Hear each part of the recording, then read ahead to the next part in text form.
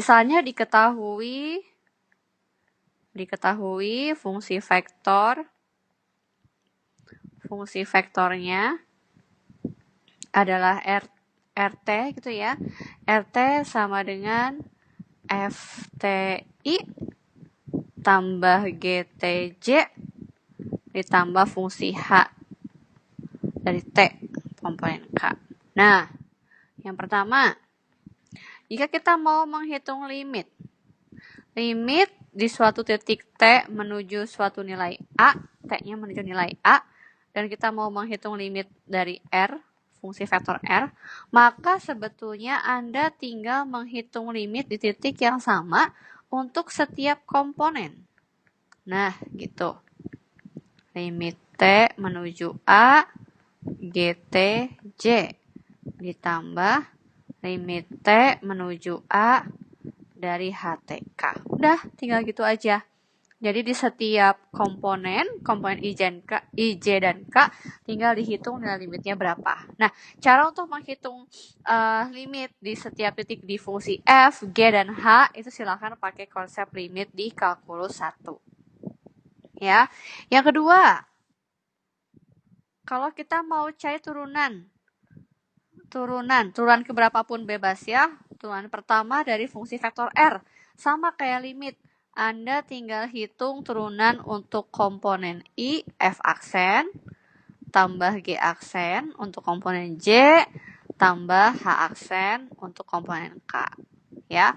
Demikian juga untuk turunan ke N. Ya, turunan ke N dari fungsi vektor R sama aja ya. Turunkan N kali. Kok hilang sih? T, I, tambah turunan ke N, fungsi T, J, tambah turunan ke N dari H.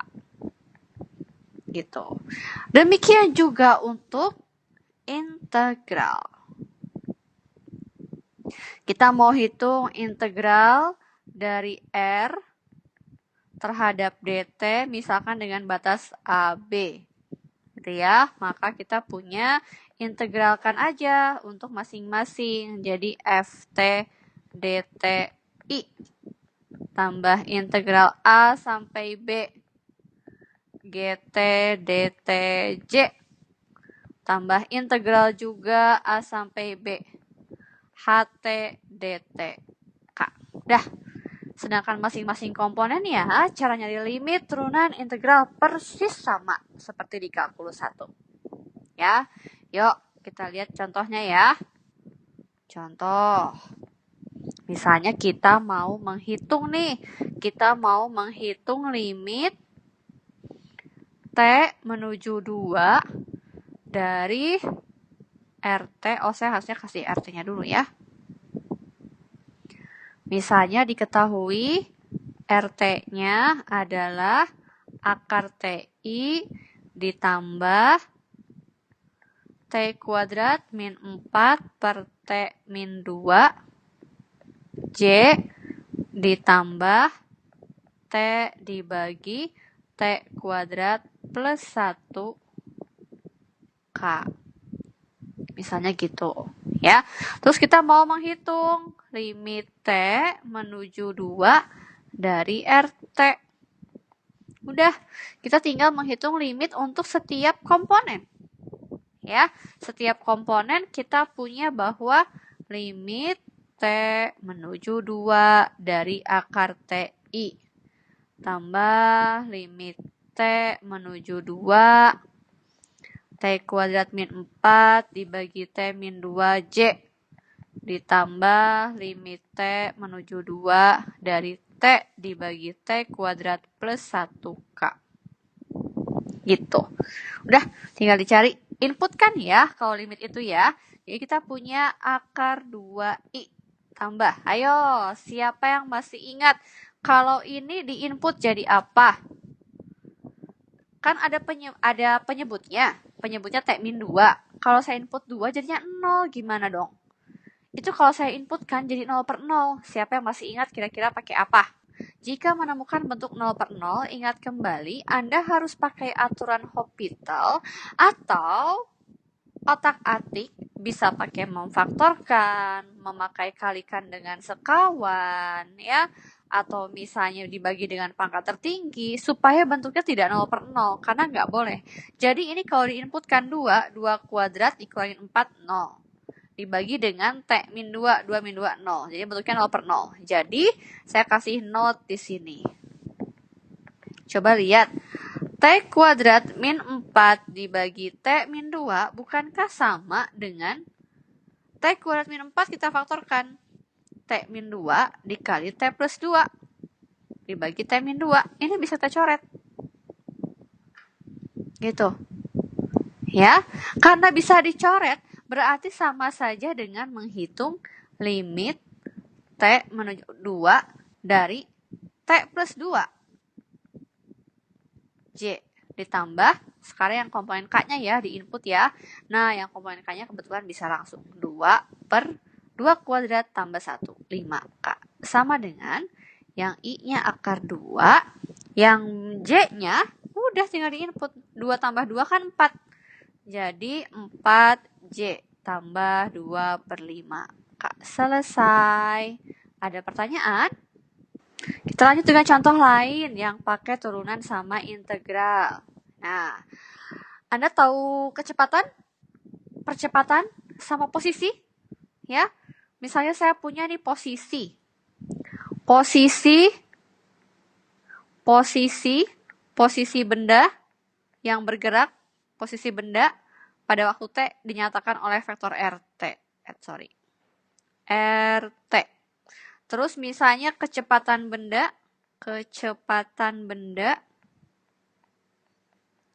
diberikan dalam vektor V bergantung pada T. Lalu percepatan benda. Oh, saya nulisnya gini nih, biar nanti kalian bisa, ini ya. Ini kecepatan, saya beri jarak. Kecepatan benda, dikasih nama VT. Lalu percepatan benda diberi nama AT. Siapa yang tahu hubungan antara posisi, kecepatan, dan percepatan? Mungkin ada yang masih ingat fisika gitu. Ada nggak yang ingat? Kalau saya punya posisi, mau nyari kecepatan diapain ya? Ada yang tahu nggak? Jadi kalau misalnya saya punya posisi RT, maka kecepatan dicari dengan menurunkan 1 kali posisinya. Sekarang, kalau saya sudah punya kecepatan, mau cari percepatan, berarti percepatan diperoleh dengan cara menurunkan si V. Sekarang saya tanya, kalau yang diketahuinya RT, mau dicari AT, berarti digimanain? Turunkan berapa kali R-nya? Ada yang tahu? Posisi ke kecepatan turunkan 1 kali. Kecepatan ke percepatan diturunkan 1 kali. Kalau dari posisi ke percepatan diturunkan berapa kali? 2 kali. Betul sekali, 2 kali. Sekarang saya balik. Yang saya punya percepatan. Saya mau cari kecepatan. Diapain ya berarti? Kalau dari kecepatan ke percepatan diturunkan, berarti dari percepatan ke kecepatannya diapain? Lawannya turunan. Integral, betul sekali. Integral dari AT dt. Sama, ini juga adalah integral dari VT dt. Berarti kalau saya punya percepatan, terus mau cari posisi, berarti integral lipat 2 dari AT dt. dt lagi. Ya, gitu. Jadi saya mau sekaligus nih, mau coba dua-duanya ya. Ada pertanyaan sampai sini? Oke, lanjut ya. Contoh, ingat tadi, kalau dari posisi, mau cari yang lain diturunkan ya. Diketahui nih misalnya saya punya posisi vektor ya. Saya punya posisi benda. Posisi bendanya dinyatakan oleh vektor RT. RT-nya sama dengan T cos T I. Ini kesempatan untuk saya mereview kembali kalkulus 1 ya, supaya Anda ingat lagi. T cos ST I ditambah T sin T J tambah T kuadrat K. Yang ditanyakan adalah berapa percepatan setiap waktu. Ya. Karena saya punya posisi, terus saya mau cari kecepatan, maka kecepatannya adalah Vt. Dan Vt diperoleh dengan cara menurunkan RT untuk setiap komponen. T cos T-nya diturunkan untuk I, T sin T-nya turunkan untuk J, T kuadratnya untuk K. Ya, kita lihat nih. Sekarang kita untuk yang warna merah dulu. Turunkan T cos T untuk I terhadap T. Ya, turunkan T cos T terhadap T. Katakan ini adalah Ft. Ini GT. Dan ini HT. Yuk, kita lihat. Ft. Ft-nya adalah T cos T. Siapa yang tahu F aksen T perlu pakai rumus apa ya? Kita perlu pakai rumus perkalian UV. Karena U-nya untuk T, V-nya untuk cos T. Apa rumus UV? U aksen V plus UV aksen. U-nya adalah T, V-nya adalah cos T. U aksennya adalah turunan dari T, adalah 1. Turunan V aksennya cos T, turunannya min sin T. Jadi kalau F aksennya adalah U aksen V plus U V aksen. U aksennya adalah 1 dikali V adalah cos T. Ditambah U-nya T dikali V aksennya min sin T. Oh, jadi ini adalah minus. Ya. Minus T sin T. Maka saya simpan di sini adalah cos T min T sin T I. Ditambah sekarang GT. Sekarang GT. Ya, GT. GT kita adalah T sin T sama U-nya buat T. V-nya adalah sin T. U aksennya 1, V aksennya min. Enggak minus dong ya, kan turunan. Kalau turunan dari sin adalah cos T. Jadi G aksennya adalah pakai rumus yang sama. U aksen V jadi sin T plus U V aksen T cos T. Udah deh selesai. Ini dapatnya adalah sin T plus T cos T.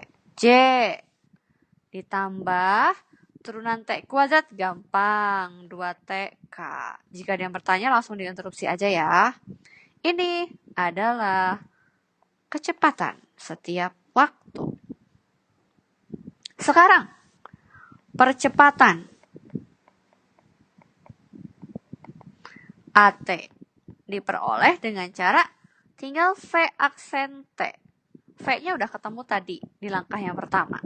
Oke, sekarang kita lanjut.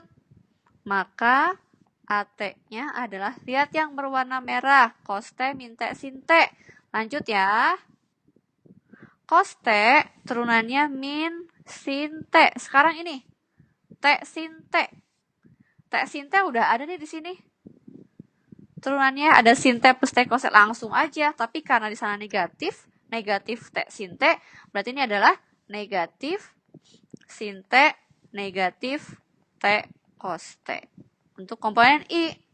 Sekarang yang biru, perhatikan yang berwarna biru. Sin T, yang saya garis bawahi. Sin T, turunannya adalah cos T. Lalu T cos T. T cos T juga sudah ada nih. Ini T cos T. Hasilnya adalah plus cos T min T sin T. J, Sekarang yang K, perhatikan 2TK turunkan menjadi 2K. Sederhanakan yuk. Jadi ini sama dengan min 2 sin T, min T cos T, I. Yang ini plus 2 cos T, min T sin T. J plus 2K. Inilah dia kecepatan dan percepatan ketika posisi benda diketahui. Oke, silahkan jika ada yang mau bertanya. Kita lanjut dengan contoh lain, lumayan 10 menit juga ya, satu soal bisa beres. Nah, sekarang contoh lainnya, diinterupsi ya kalau ada yang mau tanya. Habis ini siap-siap show videonya saya absen. Sekarang, diketahuinya percepatan. Percepatan bendanya, percepatan bendanya adalah misalnya AT sama dengan I min TJ ditambah 1 plus TK. Ya, tapi diketahui juga bahwa kecepatan awalnya, kita lihat buat apa kecepatan awal ya. I plus K, kemudian, kecoret, maksudnya memindahin ini sih bulat-bulat. Kemudian, ada juga posisi ketika waktunya 0. Kita lihat ya nanti manfaatnya buat apa sih si V0 sama R0. Yuk kita lihat. Sekarang yang diketahuinya percepatan. Berarti kalau mau cari kecepatan, nggak enak ya pakai nulis, ya apa-apa lah. Nggak usah deh, gini aja, hitam. Kalau mau cari kecepatan, berarti VT adalah integral dari AT. Batasnya mana, Bu? Nggak bisa. Nggak dikasih batas, belum tahu batasnya. Karena di sana nggak dikasih tahu T-nya dari berapa sampai berapa. Jadi cukup dengan integralkan 1 dt untuk I tambah kurang ya, karena dia min TJ minus integral T dt untuk J ditambah integral 1 plus T untuk K. Yuk kita integralkan, maka jadinya adalah T. Jangan lupa, kalau integralnya tak punya batas, yang kita punya berarti integral tak tentu. Berarti harus tambahkan dengan konstanta. Ya, ini untuk I. Tambah terus. Kurangi dengan T kuadrat. Boleh deh tambah ya, tapi kasih negatif. Supaya konstantanya nanti jadi positif. Min T kuadrat tambah C2. Kenapa tambah C2? Sama alasannya dengan komponen J. Kita nggak punya batas integralnya. Ya, tambahkan dengan integral 1 T. Integral T setengah T kuadrat. Gitu. Lupa. Plus C3. K. Nah, ini VT. Jangan lupa ada V0. V pada saat 0. Terjadi ketika T-nya 0. 0 plus C1. C1I. T kuadrat 0 kuadrat plus C2. C2J. Tambah T-nya 0, T kuadratnya 0. Tambah C3K. Ini hasilnya harus dengan I plus K. Yuk coba lihat. Dapat C1-nya berapa? C1I dengan I berarti C1-nya 1. C2J, ruas kanan nggak ada J. Ruas kanan nggak ada J, berarti C2-nya 0. Ruas terakhir C3K. K-nya ruas kanan ada 1K. C3-nya 1. Dapat deh VT. VT kita adalah T plus C1, C1-nya 1. Min T kuadrat, C2-nya 0, langsung J. Tambah T plus setengah T kuadrat tambah C3, C3-nya 1. K, itu dia kecepatan. Kalau percepatan, ya sama aja. Percepatan AT berarti integral dari V T. Ya, yuk kita integralkan langsung. Ini diintegralkan jadi apa? Diintegralkan menjadi setengah T kuadrat plus T. Jangan lupa tambahkan C. Saya kasih nama C4 supaya nggak pusing dengan yang atas. Ini I. Lanjut dengan J, min T kuadrat. Diintegralkan. Dapatnya apa? Min sepertiga T pangkat 3, jangan lupa plus C. Saya kasih nama C5. J. Sekarang K, ini integralkan. Jadi apa? Setengah T kuadrat seperenam T pangkat 3 plus T plus C5. Enggak. C6. Ini ada K-nya nggak cukup. Saya kasih K di atas ya. Nanti kita geser. Dah. Ini adalah AT. Ada bentar. Saya ngomong apa ini? Aku nggak ada yang komplain. Ini bukan AT dong. Apa ini? Posisi. Saya ngelindur ini. Posisi ya. Ini adalah posisi RT. Ya, untung ingat ya. Lain kali kalau saya salah, dikomplain aja ya. Nah, kita punya syarat nih. Ada R0. Inputkan T-nya 0, cuman dapat C4I. Inputkan 0 lagi, cuman C5J. Inputkan lagi, cuman C6K. Dan ini sesuai di soal, ini harus sama dengan J plus K. Jadi saya punya C4-nya 0, C5 1, C6 juga 1. Jadi posisi saya tinggal di copy paste. Setengah T kuadrat plus T, C4-nya 0, tutup I. Kemudian tambah dengan min 1/3 T pangkat 3. C5-nya 1 J.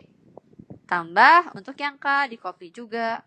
T kuadrat seperenam T pangkat 3 plus T tambah C6. C6-nya 1.